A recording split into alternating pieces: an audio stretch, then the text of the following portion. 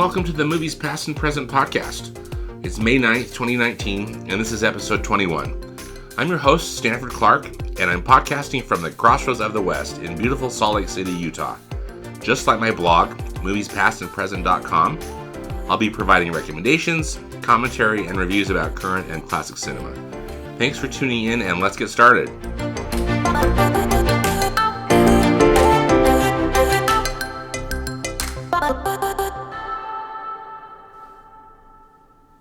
New in theaters this week, we've got 4 films. First up is Pokémon Detective Pikachu, which is an action comedy from Warner Brothers.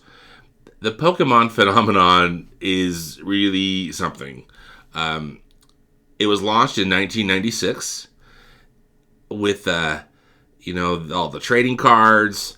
Now there's an animated series. They've got a bunch of movies that they've put out, books, comics, toys, all sorts of merchandise, and then, of course, apps.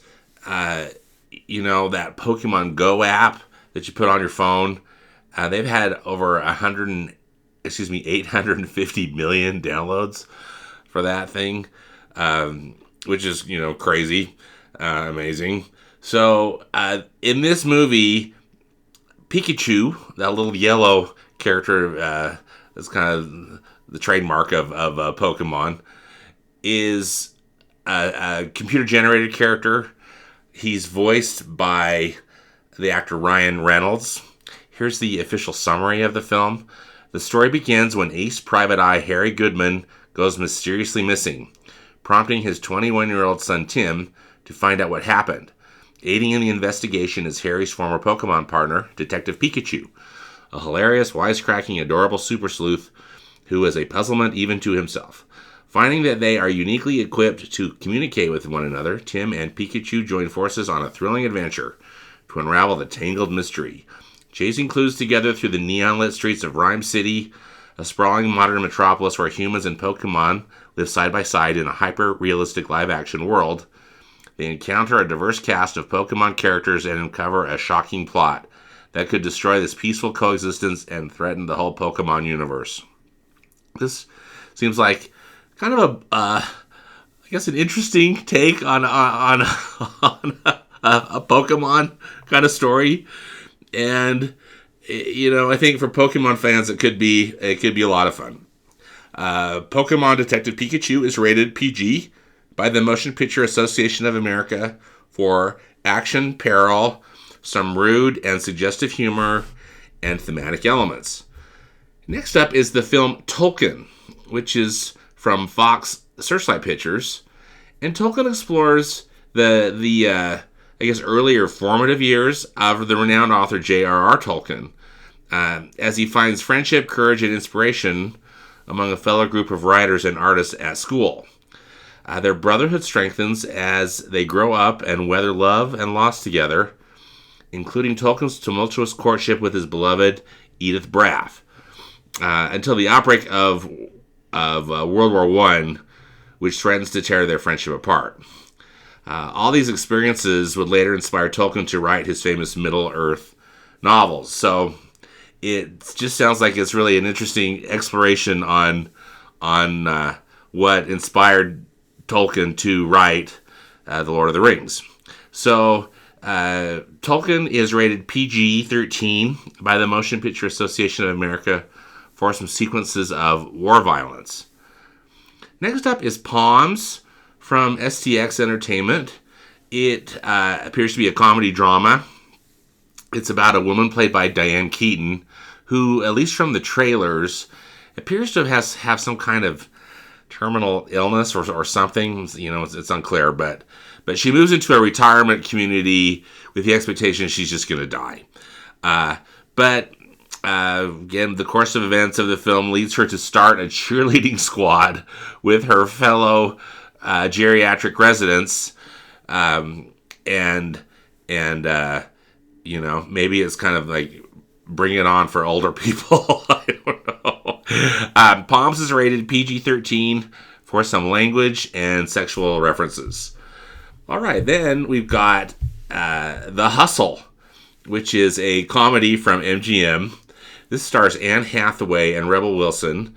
They are female scam artists, and they team up to take down some men who have wronged them. This film might look familiar. It's like a gender-swapped revival of the 2004 film Dirty Rotten Scoundrels, which starred Steve Martin and Michael Caine. Also, Dirty Rotten Scoundrels has been turned into a Broadway musical. It's a funny story. That 2004 film is a funny film. Just as a bit of trivia, Dirty Rotten Scoundrels was a remake of a 1964 comedy called Bedtime Stories that starred Marlon Brando. But anyway, The Hustle looks like it really could be funny.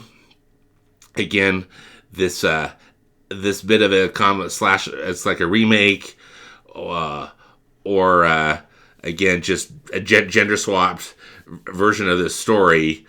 But this, as the press materials say, the story of two con artists trying to swindle money away from the rich is a tale as old as time, and it's not going out of style anytime soon. So, The Hustle is rated PG-13 by the Motion Picture Association of America for crude sexual content and language.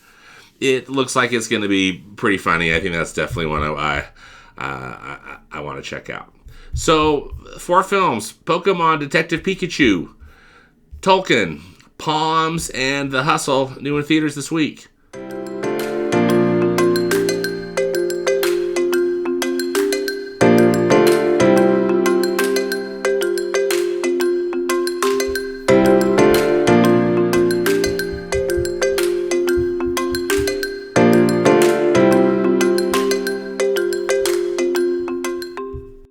For Classic Cinema Corner, I'd like to talk about the classic film Citizen Kane. I've been going through 52 films that are talked about in a great book from Turner Classic Movies called The Essentials: 52 Must-See Movies and Why They Matter. It's by the film historian Jeremy Arnold. And so I've just been trying to watch one of these movies a week. And, I've put some stuff in my blog, and I've also talked about some of these films in the podcast here. But this week's film was the 1941 classic Citizen Kane. And I've seen this movie before, and it's on many people's lists as really one of the best films ever made. And it's one film that I can't say that I necessarily love, but I respect. However, it's getting better with multiple viewings. I've had a chance to see it on the big screen last year, and then this rewatch on TV, I think, helped me start to see this film in some different ways. Jeremy Arnold has some interesting things to say about it, so I just thought I'd quote here just a couple of things that he mentions in his essay in his book, The Essentials. Routinely called the greatest movie of all time, Citizen Kane is certainly among the most influential. Its technical innovations were so profound that they have long since become part of the fabric of filmmaking. This is not to say that this was the first movie ever to use such lauded techniques as deep focus photography, visible ceilings, miniatures, exaggerated set design, extreme low angles, multiple points of view, non-linear orderings of flashbacks, and overlapping dialogue, all had been employed in earlier films. Citizen Kane, however, gathered them together in a particularly breathtaking, fluid, and consistent combination, with a result that looked and sounded extremely different from other pictures being made at the time. Practically every shot is visually remarkable in some way. Most notable are the powerful compositions by Orson Welles and cinematographer Greg Toland, in which items in the extreme foreground and background are in simultaneous razor-sharp focus. What's more, Welles and Toland amplified the ways it could be used. The deep focus doesn't just look beautiful, it serves the story and the way audiences experience its telling. So, I would concur what Jeffrey Arnold has to say about this. That's always wowed me. The technical things about the film, and then just with repeated viewings, being able just to appreciate it more, maybe get pulled a little bit out of the story, and just really appreciate how remarkable all the things that that came together for this film. One of the things that consistently wows me and kind of boggles my mind, frankly, is that Orson Welles was 25 years old when he made this film. And what a tour de force, to be 25 and to be making something like Citizen Kane, it really does blow my mind. A couple of other things just about some of the team. Bernard Herrmann, the great film composer, the film score he did for Citizen Kane really launched his career. The editor of Citizen Kane was Robert Wise. Robert Wise, became a director. He directed The Sound of Music, among many other really, outstanding films.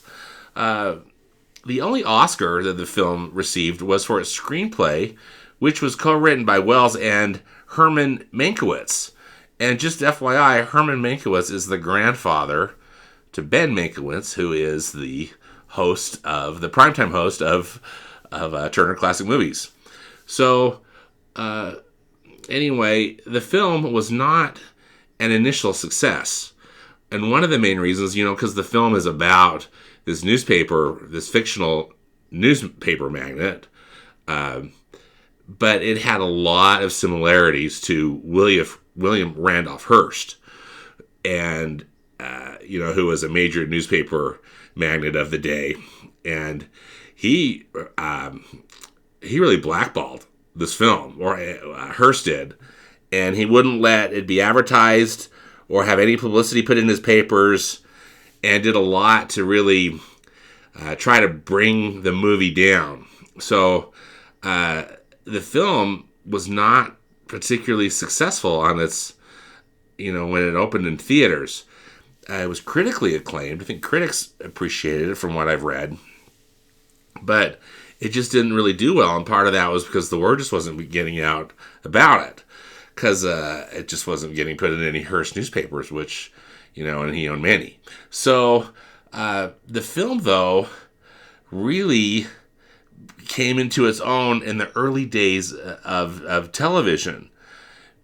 It was a movie that they just got showed a lot on TV because, they just, I guess, allowed it to be, and it was on TV. And I've just heard multiple accounts of different people, directors or critics or whatnot. That was their first exposure to this film, was watching it maybe late night or something on TV. So this round, because I was watching, I rewatched it on TV. I had recorded it off of Turner Classic Movies, and where it's in a pretty regular rotation on the TCM network, or channel. But I just pictured myself, I wonder what that must have been like. Here you're used to some of these live programs and other things on TV, and then something like Citizen Kane comes on the television. You're just like, what in the world? What in the world is this? Where again, you're seeing all that interesting cinematography and that interesting narrative that just kind of bounces all over the place. And anyway, I think it probably would have knocked my socks off back in the day because it's just so different and so bold. And I have to say that I'm warming up to more of this film, and I don't think I necessarily still would put it at the very top of my personal list of the best films ever made, but it's certainly up there. And again, a film that I really respect a lot. So if you haven't seen it for a while, or if you haven't seen it at all, I'd suggest checking out Orson Welles' classic film from 1941, Citizen Kane.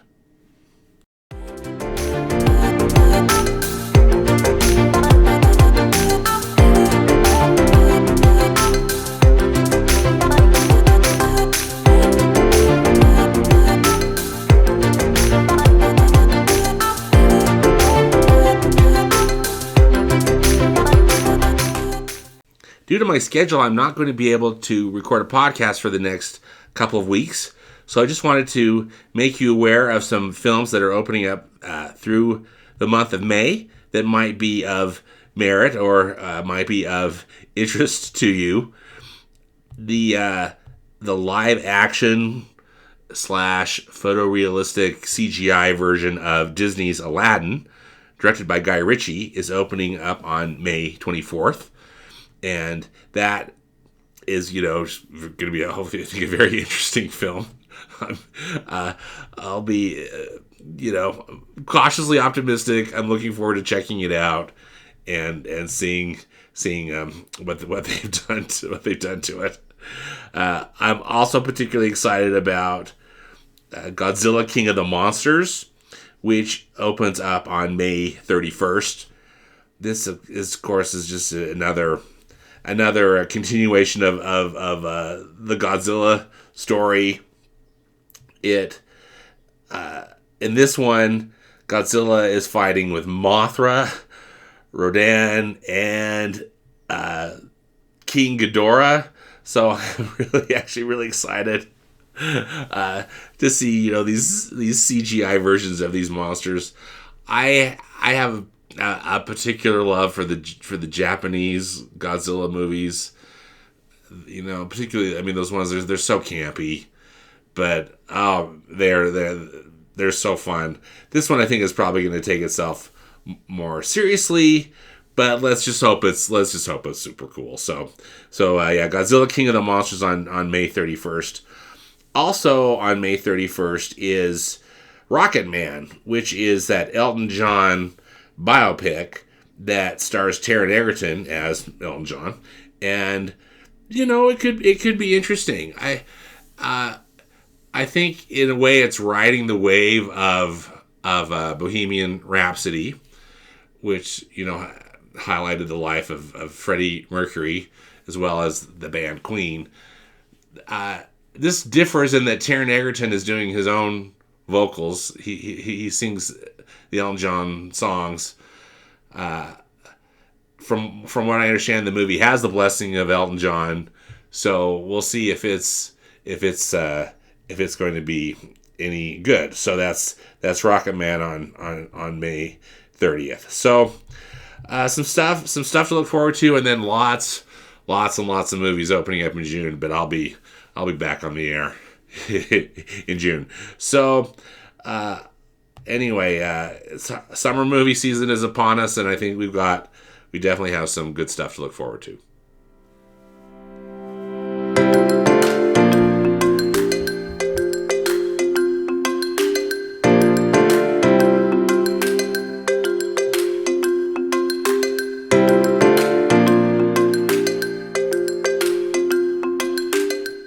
Thank you for listening to the Movies Past and Present podcast.